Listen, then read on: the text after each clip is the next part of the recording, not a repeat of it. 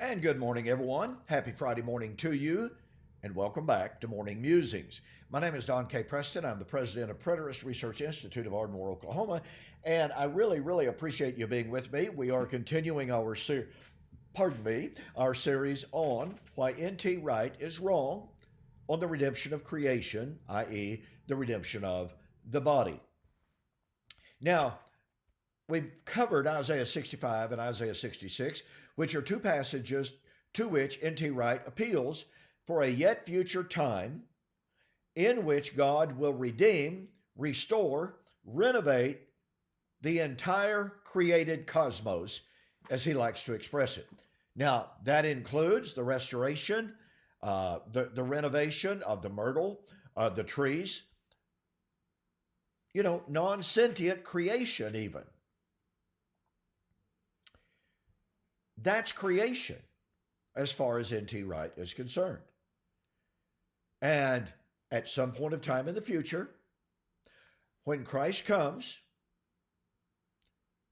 he's going to restore, as I like to say, bugs, slugs, mosquitoes, and trees and rocks to their pre-sin Edenic condition.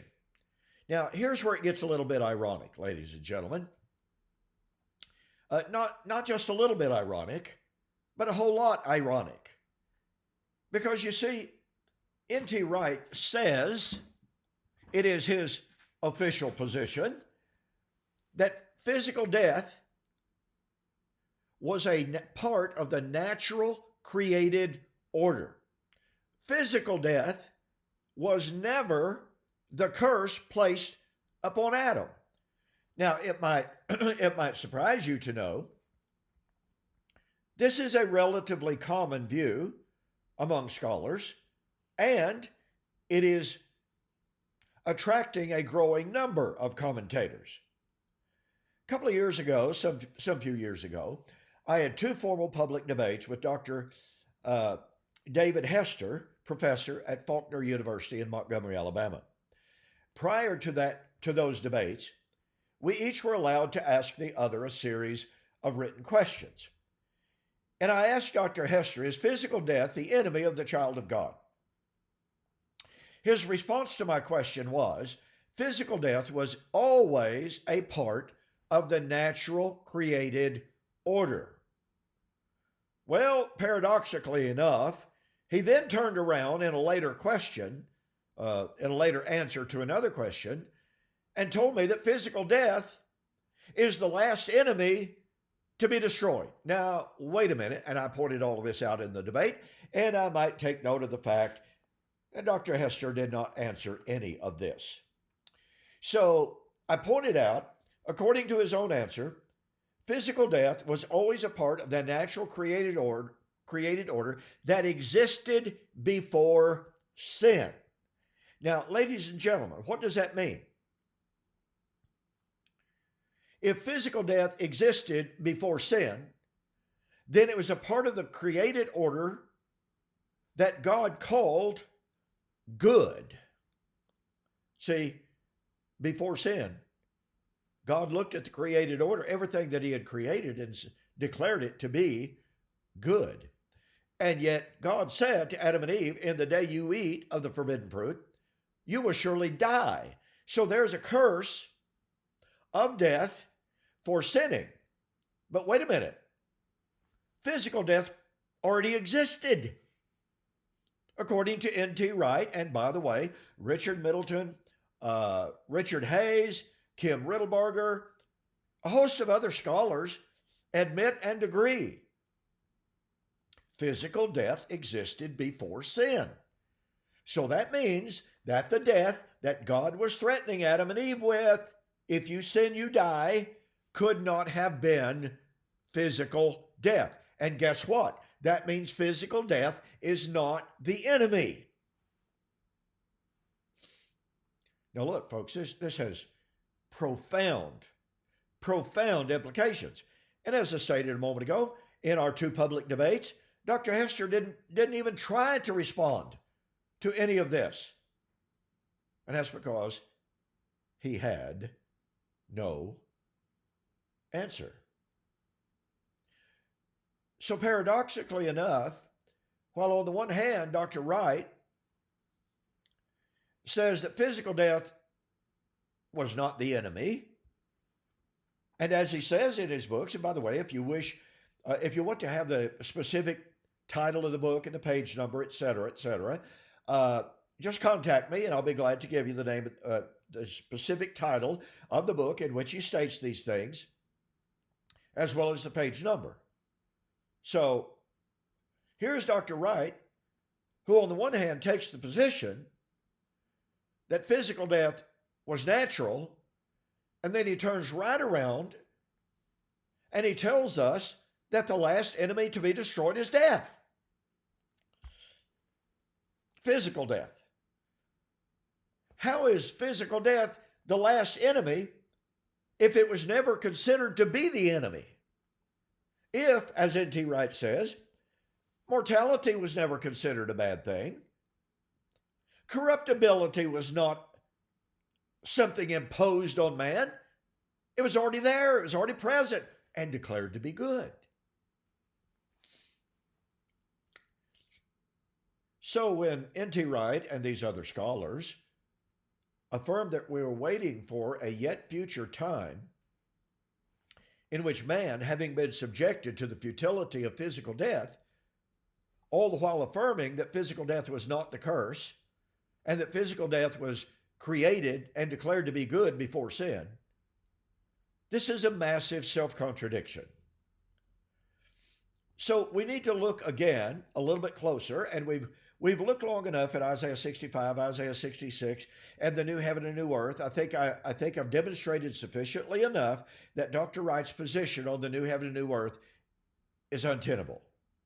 So I want to return to Romans chapter 8, and I want to look again. I want to look a little bit deeper at what the text says. So read with me in Romans chapter 8, 18. I'm going to read Romans 8, 18 through 20, if I can get over there without messing my computer up. But Paul says, I reckon that the sufferings of this present time are not worthy to be compared with the glory that is, literally, about to be revealed in us. And he says, for the creation eagerly awaits the manifestation of the sons of God. Well, I'm almost there. So, and he says, the earnest expectation of the creation eagerly awaits the redemption or the revealing of the sons of God. Now watch this. For the creation was subjected to futility, not willingly, but because of him who subjected it in hope. So here's the creation that was subjected to futility. Now, notice it doesn't tell us when that futility was imposed. Doesn't say it, does it? We have every right, I think, to assume, to conjecture, it was at the time of sin. And somebody says, see, there's the point at which the dirt, the ground was cursed. Well, God cursed the earth. But there's an amazing passage of Scripture that is most commonly overlooked. And in Genesis chapter 6, what do we find? After the flood, God looked down upon, and by the way, this passage just came running through my mind a moment ago, and so I'm having to turn over there to refresh my memory of everything that it said. Don't you just hate it when that happens? So the flood has happened. God has purged the earth. And God says in Genesis 8, 20 and 21, when God saw all of the suffering, God saw all the devastation that the flood had caused, God said, I will never again curse every living being as I have done. And of course, we are told, well, what he means by that is, he looked down upon the devastation caused by the flood and says, ooh, boy, what a mess. Okay, So I'm never going to bring another flood on the earth. I will destroy the earth, only this time it'll be by fire. And that's supposedly the meaning of 2 Peter chapter 3. That's troublesome. As I point out in my book, The Elements Shall Melt with Fervent Heat, what that position and what that argument suggests is that as God looked down upon all of the suffering of mankind, all of the suffering of every living creature in whom was the breath of life, God looked upon all that suffering and said, "Ooh, my goodness, the flood was so messy. So I won't curse the earth as I've done this time because it was so messy. I'll just change my method." So God was more concerned with method than he was with mercy. Now, I don't know about you, but that strikes me as strange. That strikes me as counterintuitive to the very nature and the heart and the mercy of God. I believe that we have evidence right there in Genesis chapter 8 when he says, "I will never again curse every living creature as I have done." I think God is telling us that because of his heart of mercy, he would never bring that magnitude of suffering on the earth again. And yet, if he destroys the earth by fire, that would be every bit as bad. Oh, actually, it would be worse.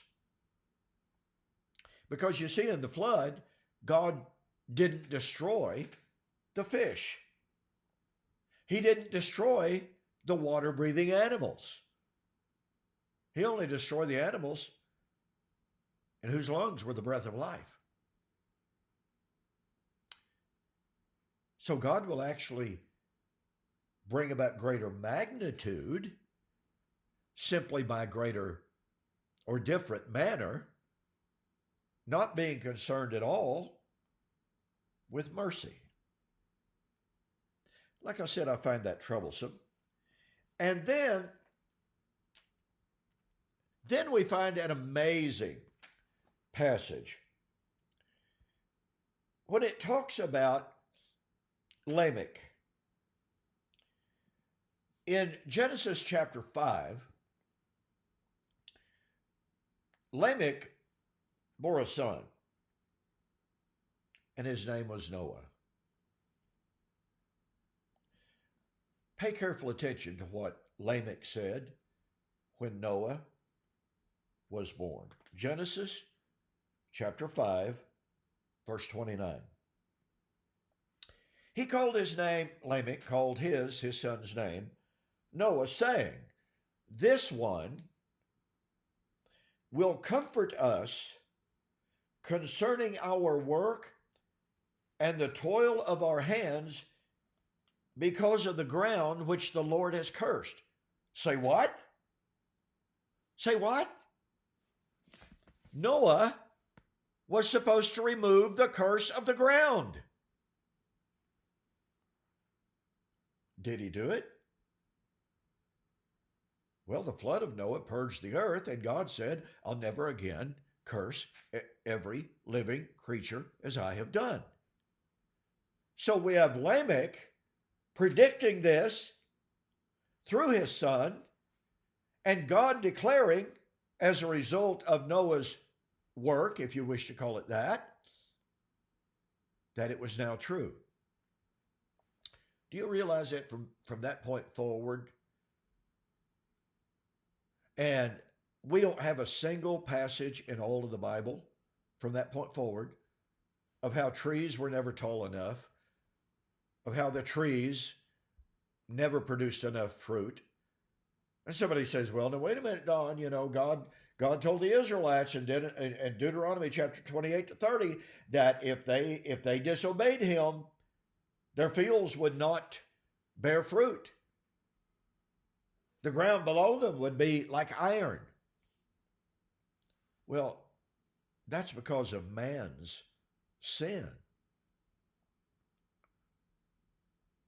And it wasn't like Genesis, and it wasn't like the flood.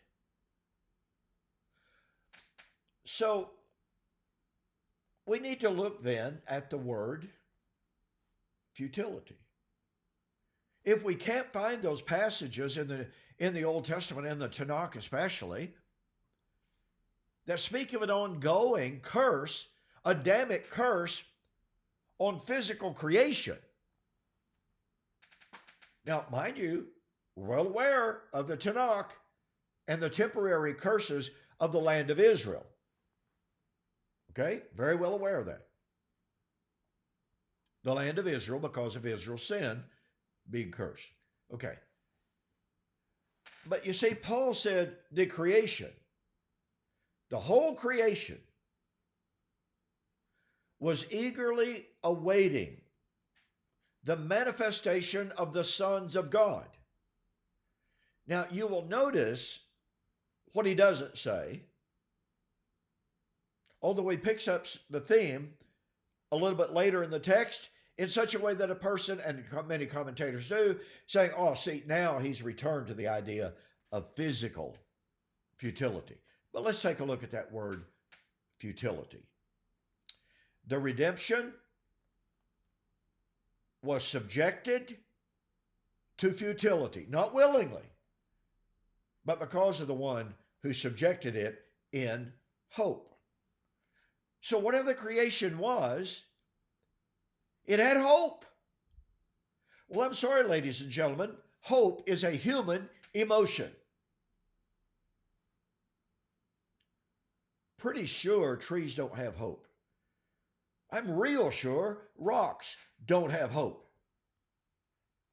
I am equally sure that the non-sentient creation, and even bugs, slugs, and mosquitoes, do not possess the hope of redemption, the hope of being manifested as the Son of God, sons of God. So, we need to look at this word futility. What is that? Well, it is from the Greek word metaiotis. Metaiotis means a failure to achieve, a lack of accomplishment of the intended purpose or goal. In other words, pardon me, it is someone that absolutely has not lived up to their potential, to express it in those terms. You know people like that. I know people like that. People who have a ton of talent, who have incredible potential. They're smart, but they're perfectly happy, drifting along in life, not trying, no incentive, no initiative. I have kept on my desk for years and years a little slip of a quote taped to the very back of my name tag. Have to have a name tag to remind me who I am. remind me what my name is. Anyway, the little piece of paper with a quote on it says, "The saddest experience that can come to any person in this life is to come to the end of life and to realize that you did not achieve what you were capable of achieving because you did not try." You know, the writer of Proverbs says, a wise man falls down 6 times and arises 7. Yeah. Well, metaiotis, futility, is that which does not reach its potential. And I'd like to read to you a text, and for some reason in the world, I don't know why, there have been passages down through the years that for some reason or other, I have a difficult time memorizing. And Ephesians 4:17-25 is one of them. I got parts of it, but I don't have all of it. And for some reason or other, I just can't seem to get it all, just down pat. But Paul says, writing to the Gentiles at Ephesus, "This I say therefore and testify in the Lord, that you no longer walk as the Gentiles walk in the futility of their mind. Having the understanding darkened, they are alienated from the life of God because of the ignorance that is in them, because of the blindness of their heart, who being past feeling have given themselves over to lewdness, to work all uncleanness with greediness. But you, see, these were Gentiles who used to walk with the crowd. These were individuals who once were not achieving their intended purpose or goal. They once also walked in futility. So Paul is defining futility here as people who refused or failed to walk in obedience to God. And why is that? Well, it's because Ecclesiastes, the great proverb writer, the king, said, let us hear the conclusion of the whole matter. Fear God and keep his commandments. Now, we normally quote that and say, for this is the whole duty. No, it's not wrong. That's wrong. For this is the whole of man. Now, here's something else. This is remarkable. The word metaiotes is used 33 times in the Septuagint. It is used 31 times in Ecclesiastes. Wow. Because here is Solomon in all of his glory. He had more wealth than anybody could possibly spend. He had power. He had prestige. He had influence. He had authority.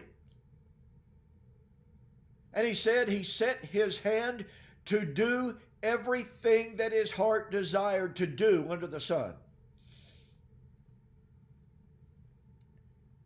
And what was his conclusion?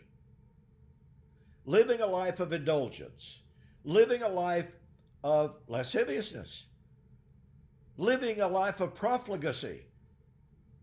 If it feels good, I'm going to do it. I mean, after all, had 900 wives and 1,200 concubines. That, without a doubt, was part of his futility. And no, I'm not saying marriage is bad. No. The point being that Solomon lived a life of the flesh. If it felt good, he did it. If he wanted it, he took it or bought it. 31 times in the book of Ecclesiastes, he talks about the futility of life. It got so bad that in Ecclesiastes chapter 3, after saying that he had tried virtually everything under the sun, what did he say? I came to hate life. Boy, we think, I mean, if you got all this money, and if you got all these fantastic chariots, you got all these fantastic, beautiful women, you got all of these people coming from other nations to bow down before you, what more could a guy ask? He said, it did not bring satisfaction. I didn't get that. Could you try again? Yeah, my computer's trying to talk to me. So it is after saying 31 times about how futile life is, living a life of indulgence, just like Ephesians chapter 4 told us about the Gentiles and their lives of lasciviousness, lived in ignorance, rebellion, as a life of futility. Solomon said, it just didn't work. I tried it all. Nothing brought satisfaction.